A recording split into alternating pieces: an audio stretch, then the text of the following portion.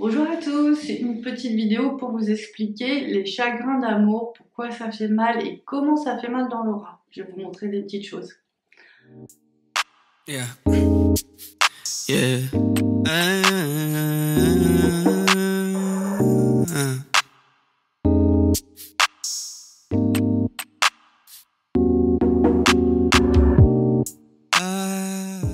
Les chagrins d'amour, c'est une déchirure du cœur. Quand on dit ça va briser le cœur, on dit ça comme ça parce que on pense qu'on c'est une image. Et en fait, dans les énergies, c'est pas du tout une image. C'est que notre cœur, il y a un moment, il est heurté, où il est brisé, où il y a cette rupture en fait de deux cœurs qui se retrouvent et puis un qui crée un lien et l'autre qui repart. Mais ça laisse une plaie béante, une cicatrice. Voici les petites illustrations.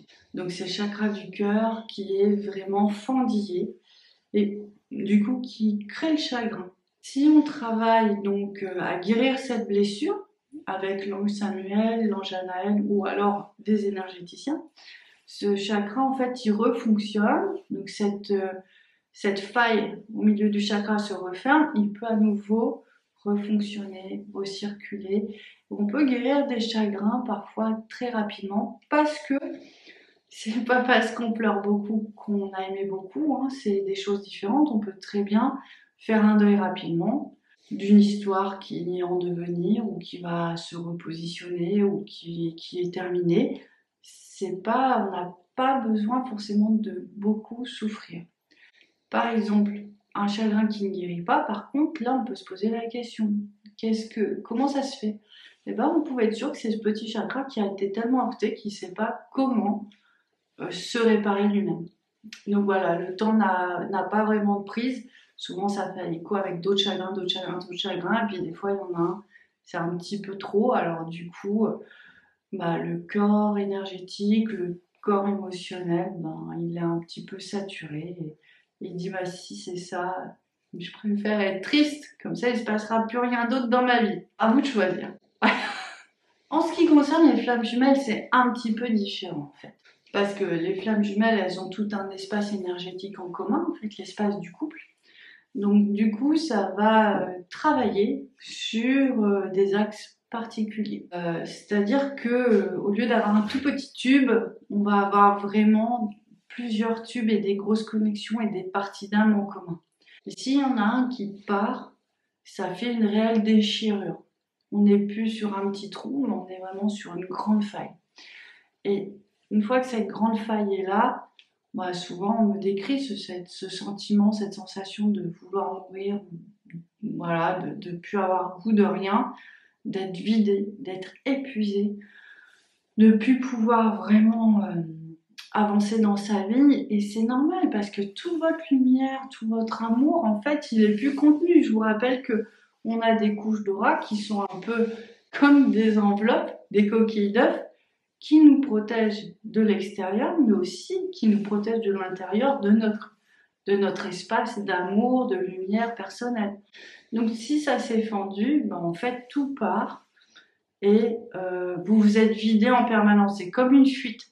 Donc il faut mettre des risques. Du coup, on peut avoir plusieurs déchirures en plus. Et c'est vrai qu'il ne faut pas rester comme ça. En général, il faut vraiment appeler quelqu'un pour refermer, parce que sinon on fait vraiment une descente assez profonde, parce qu'à travers ces trous, il y a toutes les énergies négatives qui vont passer, qui vous vont plomber. Vous devenez poreux en fait. C'est vraiment l'image de l'œuf avec sa coquille percée. Hein.